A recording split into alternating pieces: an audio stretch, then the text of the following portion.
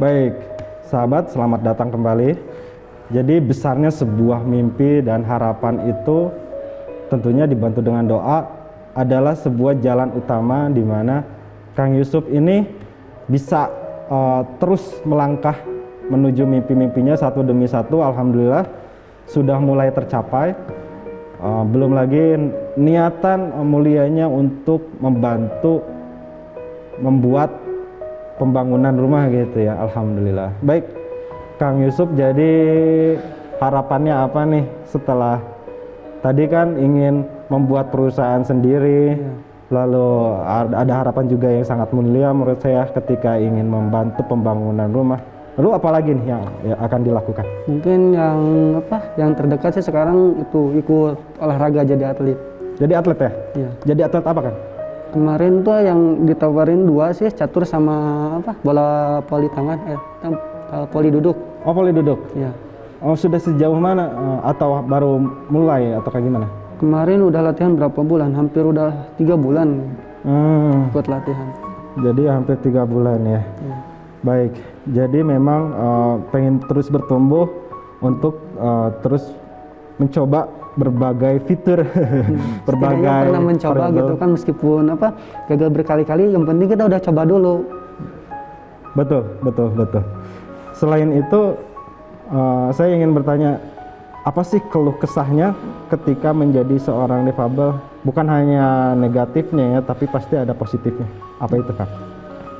Kalau gak enaknya jadi difabel ya mungkin sama lah kayak teman-teman, mungkin kayak akses atau apa gitu kan.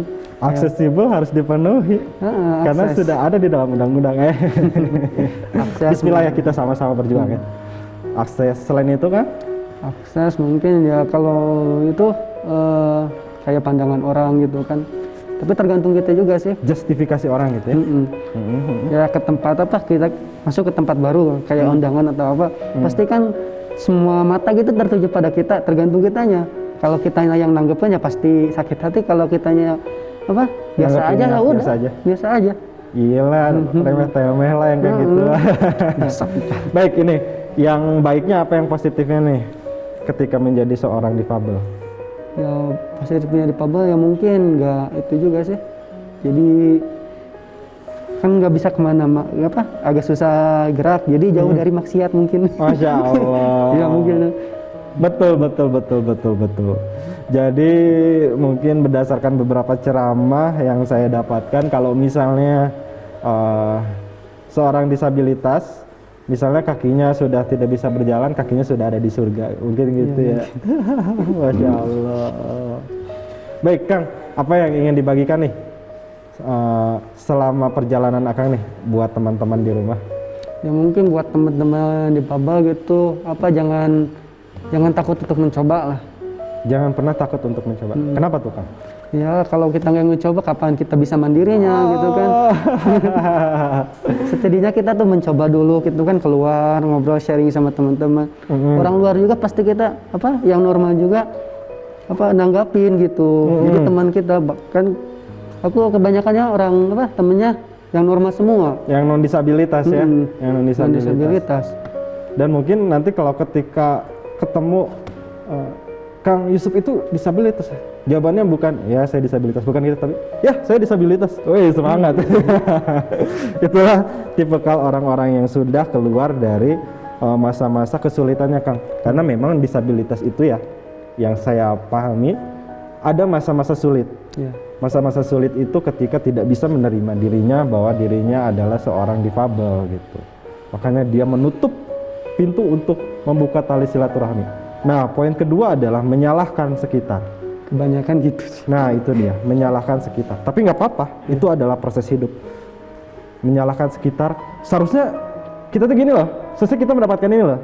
Tapi kan sebenarnya kita harus sama-sama belajar tentang hidup, bukan mengenai diri kita sendiri, tapi kita harus belajar ke lingkungan kita harus sharing, kita harus terbuka apa yang kita rasakan seperti apa.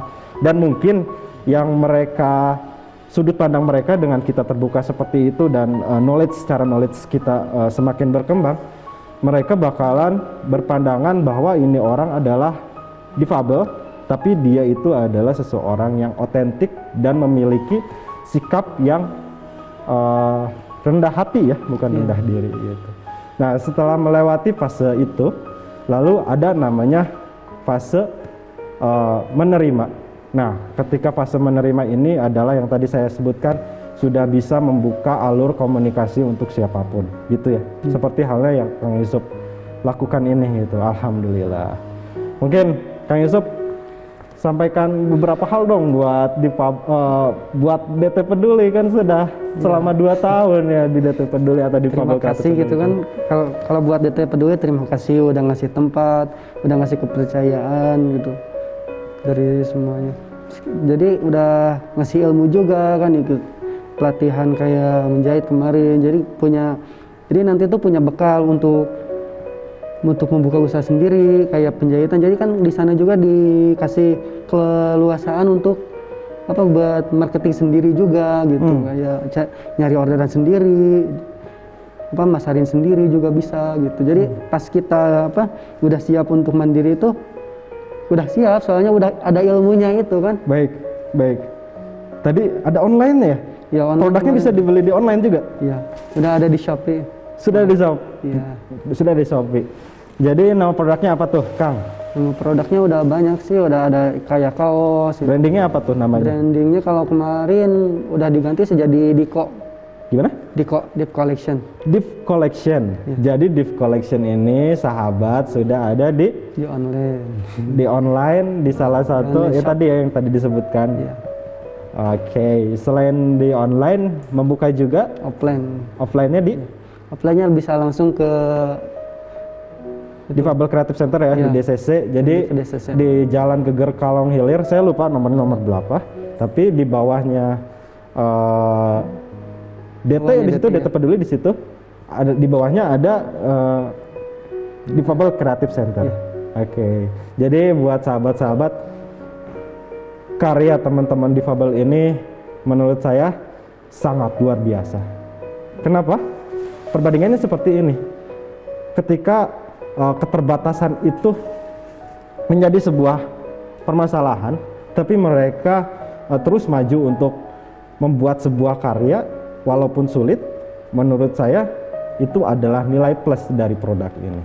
Belum lagi tadi saya lihat produknya bukan produk yang ece-ece ya, ada jas koko ya, jasko, lalu manset, lalu kaos, lalu mungkin ada kemeja, ada koko apa tadi sebutannya?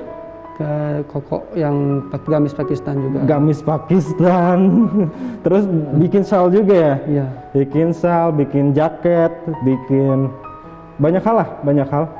Nah, itu yang mungkin kita bisa sama-sama membeli produk tersebut, di mana dengan kita membeli produk tersebut, kita bisa sama-sama maju ya. Bukan hanya membeli karya difabelnya saja, tapi membeli karya hasil anak bangsa. Seperti itu. Baik, pembicaraan kali ini cukup menarik dengan Kang Yusuf. Alhamdulillah, terima kasih banyak sudah hadir di acara Difabel Bisa Berkarya. Mudah-mudahan sehat selalu. Saya titip salam buat teman-teman di Difabel Creative Center ya. Baik, teman-teman, sahabat Difabel Bisa Berkarya, terus tonton acara ini dan mungkin nanti ada di YouTube-nya juga. Terus bantu acara ini untuk maju dengan cara tonton, dan nanti kalau ketika ada di YouTube-nya bantu share juga, karena acara ini adalah acara Difabel Bisa Berkarya. Sampai jumpa di hari-hari selanjutnya. Assalamualaikum warahmatullahi wabarakatuh.